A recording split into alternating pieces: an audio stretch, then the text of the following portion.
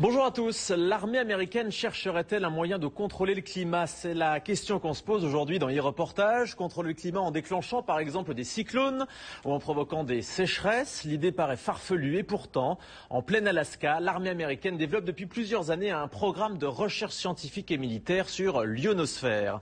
Alors fantasme ou réalité, voici l'enquête d'Audrey Avram sur un récit d'Adrien Pinon. Et si un jour nous pouvions contrôler le climat? Nous sommes en Alaska, au milieu des glaces. Derrière ces grilles, sur plus de 20 hectares, se trouve une base de l'armée américaine. De loin, on distingue une forêt d'antennes de plus de 20 mètres de haut. Il y en a plus de 80. Officiellement, cette base abrite un programme de recherche scientifique et militaire sur l'ionosphère, l'une des couches de l'atmosphère. Nom de code, HAARP. Un nom qui suscite de nombreuses rumeurs et interrogations depuis des années. On pense généralement que les Américains y étudient le contrôle des communications, voire des phénomènes climatiques. Nick Begich est chercheur. Cela fait 15 ans qu'il tente d'en savoir plus sur les expériences menées au cœur de l'Alaska. Après plusieurs années d'enquête, il est arrivé à rentrer en contact avec l'un des concepteurs du projet HAARP, le physicien Bernard Island, qui veut lui donner accès à des données confidentielles. Ce qui est apparu à la lecture de ces brevets concernait des recherches pour manipuler le climat, des manipulations climatiques, voire même des manipulations de l'environnement de manière très particulière, tout ça pour des applications militaires. Manipuler le climat, cela paraît impensable. Mais être capable d'envoyer un cyclone ou une sécheresse chez ses ennemis, cela ressemble à l'arme absolue. Les Américains essaient-ils vraiment de contrôler les phénomènes climatiques? C'est ce que croit Luc Mampey, chercheur pour le groupe de recherche et d'information sur la paix et la sécurité. Je fais référence notamment à un rapport publié par l'US Air Force vers la fin des années 90 et qui s'appelait Air Force 2025, où très clairement l'US Air Force évoque là toutes les recherches qui devraient être faites à des fins militaires de manière à pouvoir avoir un certain impact sur les phénomènes météorologiques, de manière à pouvoir faciliter les opérations militaires amis et rendre plus compliquées les opérations militaires d'ennemis.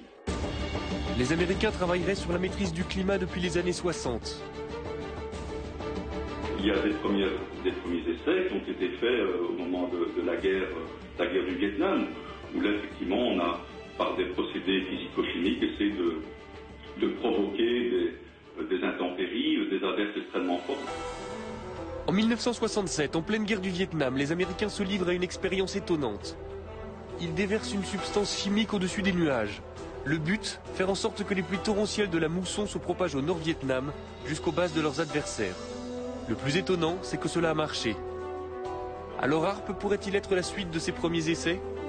Ce qui concerne les modifications environnementales et climatiques, c'est un enjeu militaire aux États-Unis depuis certainement 50 ans.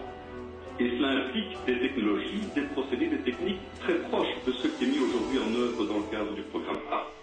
HAARP suscite l'inquiétude, au point qu'en 1997, le Parlement européen met sur pied une commission d'enquête sur la possibilité de manipuler le climat à des fins militaires. Très vite, les parlementaires font des découvertes alarmantes. Ils apprennent par exemple que HAARP émet un rayon qui chauffe et qui perturbe l'ionosphère, une couche de l'atmosphère chargée de nous protéger des rayonnements solaires. Ernest Gelscher, député européen, a participé à cette commission.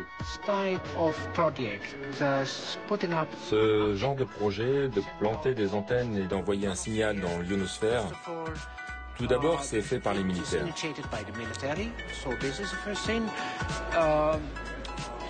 Ils ne savent même pas quel impact ces expériences pourraient avoir.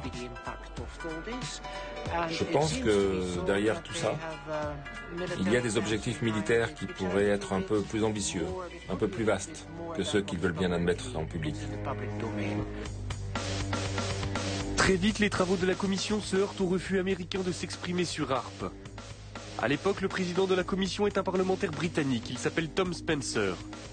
Convaincu du danger que le projet pourrait représenter, il essaie d'obtenir des précisions de la part des responsables américains, mais sans succès. Nous n'avons eu absolument aucun contact avec les Américains. Ils ne sont jamais venus.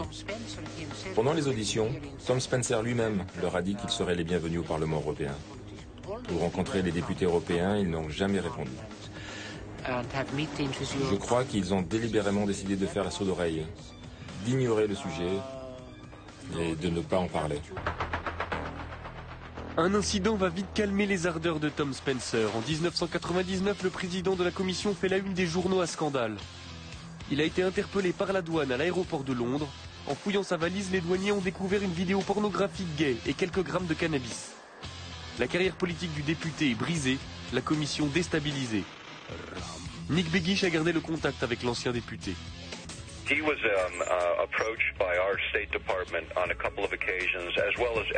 Il a été approché par les autorités américaines plusieurs fois, comme tous les membres du comité. On lui a demandé de ne pas organiser ses auditions. Il a refusé et même accéléré la procédure. Il a essayé de parler avec les Américains, il a essayé de parler avec l'OTAN. Un jour, il a même appelé Al Gore devant moi. Ils étaient amis depuis des années et Al Gore a refusé de le prendre au téléphone de la Maison Blanche. Il était vice-président à l'époque. Ce qui s'est passé, c'est que tout le monde a dit à Spencer de rester en dehors de tout ça et il ne l'a pas fait. C'est regrettable car nous avons perdu un champion sur ce problème. Après la mise sur la touche de Tom Spencer, les investigations de la commission d'enquête cessent.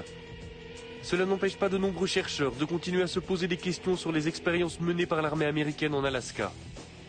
C'est le cas du physicien Jean-Jacques Berthelier.